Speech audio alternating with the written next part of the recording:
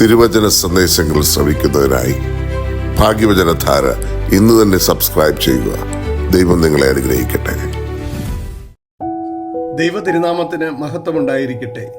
ഭാഗ്യവചനധാരയിലേക്ക് ഏവർക്കും സ്വാഗതം. യോഹന്നാൻ തടവിലായി എന്ന് കേട്ടപ്പോൾ യേശു ഗലീലയിലേക്ക് വാങ്ങിപ്പോയി. നസറത്ത് വിട്ട് സെബൂലൂന്റെയും നഫ്താലിയുടെയും അതിരുകളിൽ കടൽക്കരയുള്ള കഫർനഹൂമിൽ ചെന്ന് പാർത്തു.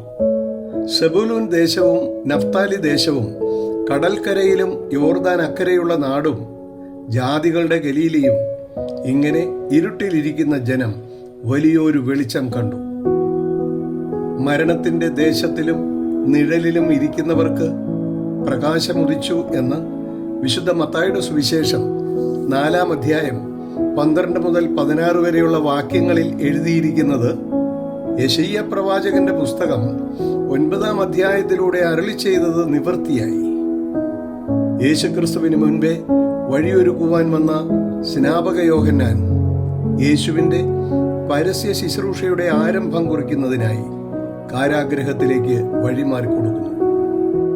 പാപികളും ദോഷികളുമായ മാനവകുലത്തെ അവരുടെ ബന്ധനങ്ങളിൽ നിന്ന് മോചിപ്പിച്ച് ദൈവരാജ്യത്തിലേക്കുള്ള അവകാശം നേടിക്കൊടുക്കുവാൻ വേണ്ടി വന്നവനാണ് യേശുക്രിസ്തു.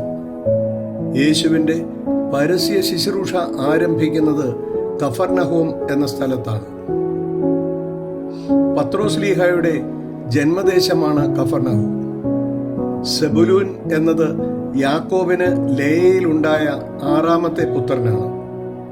നഫ്താലി യാക്കോബിന് റാഹേലിന്റെ ദാസിയായ ബിൽഹയിലുണ്ടായ 2-ാമത്തെ പുത്രനാണ്. ഗലീല കടലിന്റെ തീരപ്രദേശമാണ് ഇവർക്ക് അവകാശമായി ലഭിച്ചത്. അതിനാൽ ആ ദേശം അവരുടെ പേരിനാൽ അറിയപ്പെടുന്നു.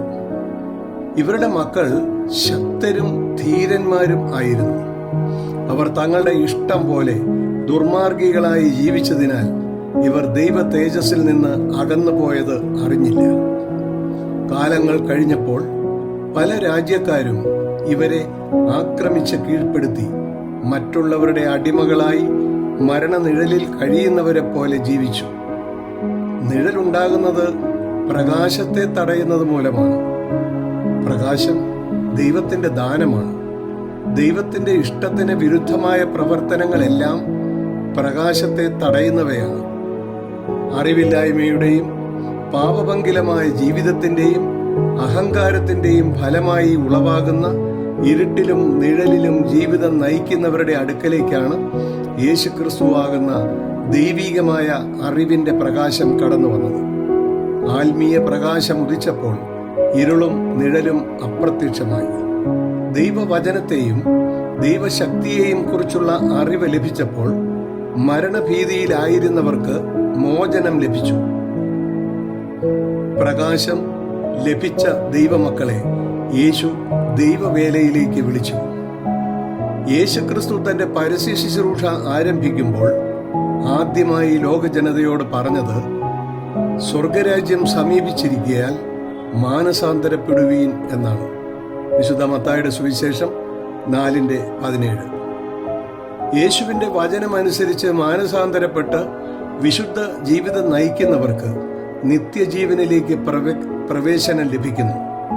അവർ സ്വർഗരാജ്യത്തിന് അവകാശികളായി തീരുന്നു. പ്രിയമുള്ളവരെ, ഇരുട്ടിലിരിക്കുന്ന ജനം വലിയൊരു വെളിച്ചം കണ്ടു. മരണത്തിന്റെ ദേശത്തിലും നിഴലിലും ഇരിക്കുന്നവർക്ക് പ്രകാശം ഉദിച്ചു എന്ന് യെശയ്യാ പ്രവാചകൻ 9-ാം അധ്യായത്തിലൂടെ അരുളി ചെയ്തത് നിവൃത്തിയായതിനെ കുറിച്ച് 1 പത്രോസ് 2-ാം അധ്യായം 9-10 വാക്യങ്ങളിൽ പറയുന്നു.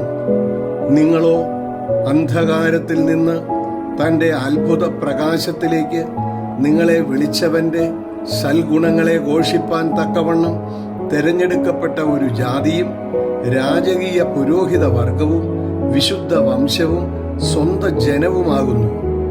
മുമ്പേ നിങ്ങൾ ജനമല്ലാത്തവർ, ഇപ്പോഴോ ദൈവത്തിന്റെ ജനം.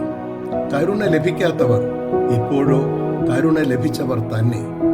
ശുദ്ധമുള്ള പത്രോസ്ലീഹ പറഞ്ഞതുപോലെ അന്ധകാരത്തിൽ നിന്ന് തന്റെ അത്ഭുത പ്രകാശത്തിലേക്ക് വിളിച്ചവന്റെ സൽഗുണങ്ങളെ ഘോഷിപ്പാൻ ദൈവം നമ്മളെ എല്ലാവരെയും അനുഗ്രഹിക്കട്ടെ എന്ന് പ്രാർത്ഥിക്കുന്നു. നന്ദി, നമസ്കാരം.